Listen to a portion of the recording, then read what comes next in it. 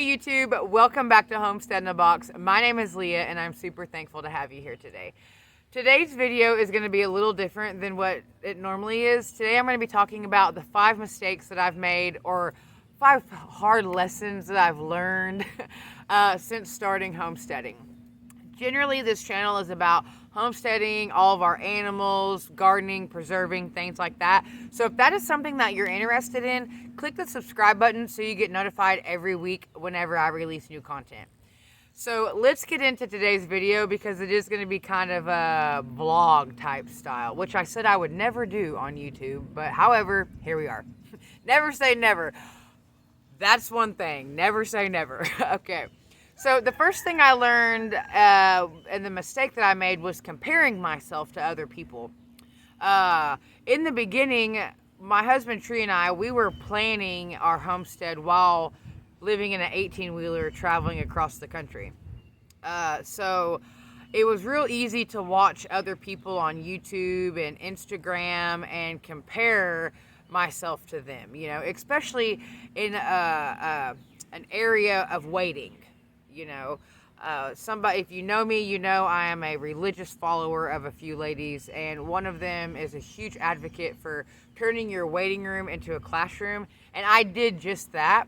However, it was easy to get caught up comparing me to them. Okay, so don't do that. Okay, no. Now it took some self-development on my end to be able to step past that, but that has stopped me from doing a lot of things in life. So again, took some working on myself to be able to move past that. And just take my advice on it. Don't do that. Don't compare your beginning to people who have been doing this for, 3 years. I'm still new, and it's still an everyday battle, I mean, I'm not going to lie about it.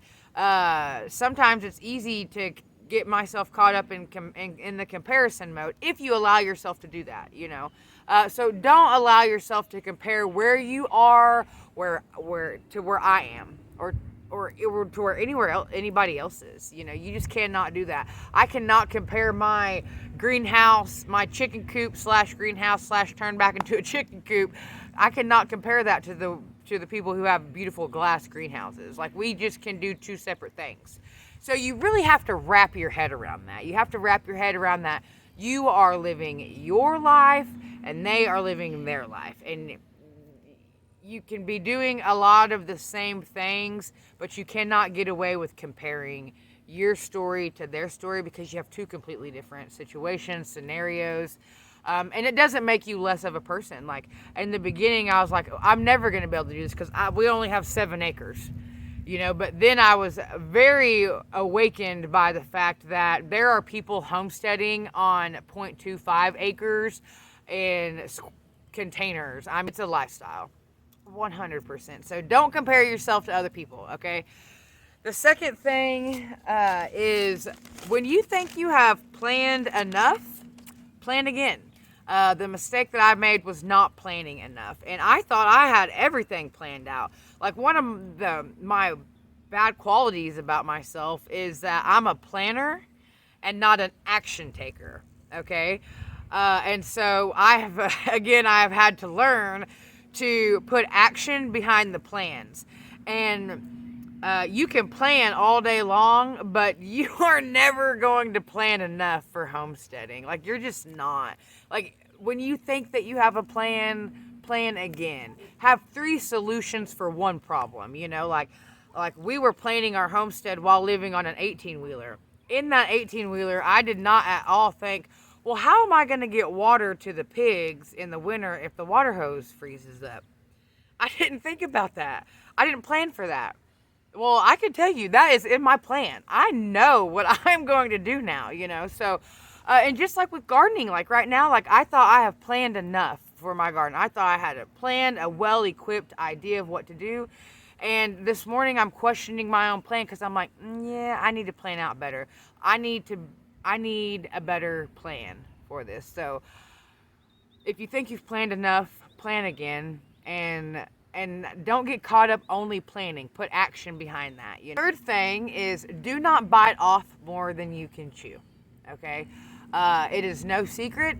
that I have been doing this by myself for 7 months. My husband Tree, he has still had to be traveling across the country while I've been at home doing this. He comes home once a month and he helps me get some of the big things knocked out, cages built, things like that, and then he's off again. At this point, there is no shame in my game to say I am drowning and I am in over my head, and I am at a point where I'm not able to steward everything well. And I thought something was crawling on me. And that bothers me because whenever I set out to do this, our goal was to steward our land and steward it well. So at this point, I need the help and I am struggling. And so my husband is coming home next week. Now, he was planned to come home anyway. We just added a few extra animals before we had planned on it. Because I have an ego, and I was like, I can handle this, 100% I can handle this, you know. And then I did bite off more than I could chew, you know. And it affects you. It affects your mood. It affects, you know, your wanting to get up and your drive. You know, I've had to remind myself of my why this past week more than ever, you know, like, so don't bite off more than you can chew. Steward what you have and steward it well. All right, so next is animal housing. Again, when you are planning on an 18-wheeler and you are watching everybody else on YouTube and you're reading books, and one thing that we wanted to implement here was everything has to be able to move for rotational grazing. So that is great to plan while you aren't here on the property here, and you know, it's just real raw land. So definitely have your animal housing planned out. There are several things that I would do differently.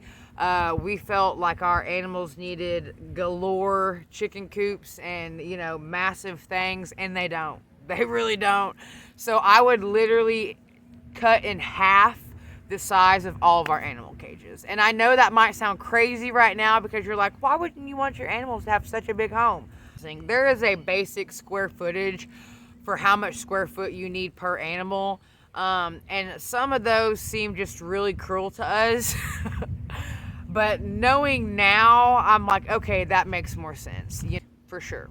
Even our rabbits have like luxurious cages. Like, they're huge. Like, I cannot reach in and reach to the other side, which is actually a problem. It has created a problem, you know, for us as the caretakers of these animals because they are harder to get to. Like I said, for us, we rotationally graze, so we move our animals, you know, so smaller things would work better for us because we are moving them on a daily, weekly basis, to where if you're not moving them, you know, you probably can get away with a bigger coop. For my last thing, a hard lesson that I've learned.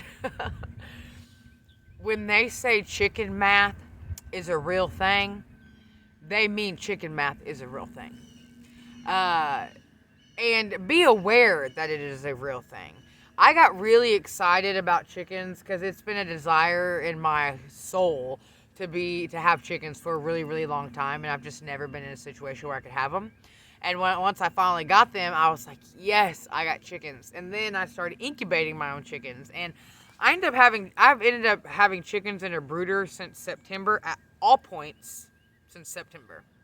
I have went 2 weeks at Christmas, right after Christmas, without chickens in my house. And then I turned around and got more chickens and then turkeys. So chicken math is a real thing. And one thing that I've learned is that those chickens eat, okay?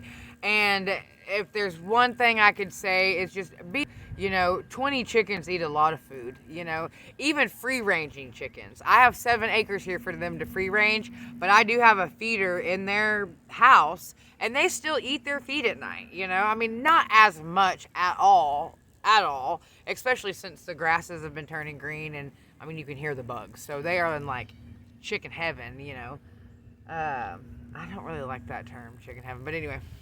Even with them free-ranging, they still consume quite a bit of food. So you definitely want to take that into consideration when considering chickens. Chicken math is a thing. Be aware that you can get caught up in buying all of the animals that you just really don't probably need.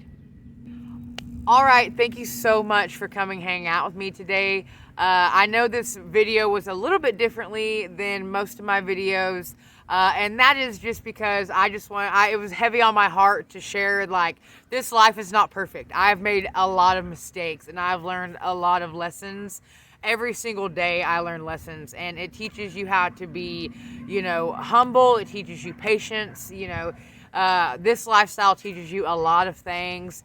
And it's not always rainbows and butterflies like all that you see. People make social media what they want it to be. And so just know that there are days where you want to pull your hair out. There are days where you just want to throw it all down and you are so stressed out that you just want to go to McDonald's, and I don't even eat McDonald's. I haven't eaten McDonald's in years, but still. And at the end of the day, I highly recommend you have a why. Why do you want to homestead? Why do you want the animals? Why do you want to have this lifestyle? It was recommended to me to search deep for my why, and I have a pretty passionate, deep why. And so for you, if you're beginning a homesteader, if you are in that classroom area and it's something you're looking into, even if you are a homesteader now, revisit your why. Why are you doing what you do? And write it down. And when the days get tough and you want to pull all of your hair out, go back to your why and just remember why you started. Thank you so much for coming hang out with me today. I'm sending you good vibes as always. Send them to somebody that you know. And I will see you guys later in the week with a garden update and every other update. If you're not following us on Instagram or Facebook, go check us out there, because that is where I share a lot of the daily content of like what's going on here at Homestead in a Box. So much for watching, and I will see y'all later.